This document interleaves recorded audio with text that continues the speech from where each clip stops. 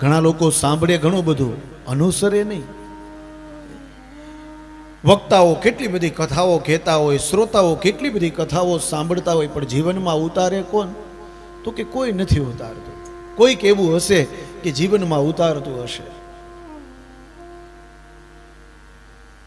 અમે અહીંથી કઈ કઈને થાકી રહી કે તમે નિયમનું પાલન કરો. નિત્ય તમે તમારા ઘરે નિત્ય કંઈક પણ નિયમ તમે લ્યો, એ નિયમ તમને પ્રભુ સુધી પહોંચાડશે.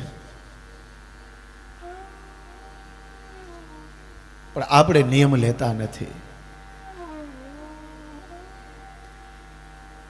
અને વ્યક્તિનો જન્મ થાય ને મરણ સુધીમાં જો જે વ્યક્તિએ ભગવાનનું ભજન નથી કર્યું ને, ભાગવતજી કહે આ જન્મ માત્ર મપીએ યેન સઠેન કિંચિત ચિત્તમ વિધાય શુક શાસ્ત્ર કથા ન પીતા ચાંડાલ વચ્ચ સરવત દ્વતતેન નીતમ મિથ્યા સ્વજન્મ જનની જની દુઃખ ભાજા.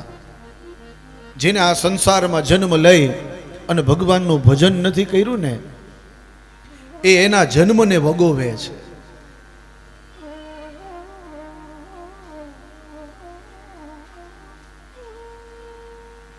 આપણે આવ્યા છે તો ભગવાનનું ભજન કરવું જોઈએ. તો એવી આ દુર્લભ કથા શ્રીમદ ભાગવતની આજે સનત કુમારો કહી રહ્યા છે. અને ત્યારે જ્ઞાન, વૈરાગ્ય અને ભક્તિ મહારાણી ત્યાં ઉપસ્થિત થયા છે. સુતજી કહે છે કે ભક્તિ મહારાણી આજે નાચવા લાગ્યા છે. ભક્તિ સુતો તો તરુણો ગૃહિતવા પ્રેમે કરૂપા સહસા વિરાસિત. આજે ભક્તિ મહારાણી નાચવા લાગ્યા છે. જ્ઞાન અને વૈરાગ્ય નાચવા લાગ્યા છે. અને નાચતા નાચતા બોલે શ્રી કૃષ્ણ ગોવિંદ હરે મુરારે નાથેતિ નામાની મુહુર ભદંતે.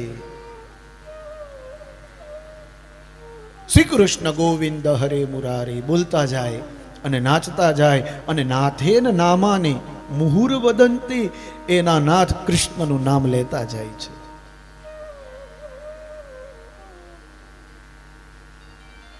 જ્યારે જ્યારે ભગવાનનું નામ આવે ત્યારે સાથે બોલવું જોઈએ. અને આજે આ શ્લોકોનો, આજે આ ધૂનનો નાદ ગયો છે ત્રણ ભુવનમાં. ભાગવતજી કહે સકલ ભુવન બધ્યે નિર્ધનાય પ્રવિશતિ રદિતેષામ ભક્તિ સૂત્રોપનદ્ધ. સકલ ભુવન મધ્યે, ભૂરલોક, ભુવરલોક અને સ્વર્ગલોક, ત્રણેય લોકમાં આજે આ નાદ ગયો છે. અને દેવતાઓ આ કથામાં ઉપસ્થિત થયા છે અને ભગવાનની કથા સાંભળે છે.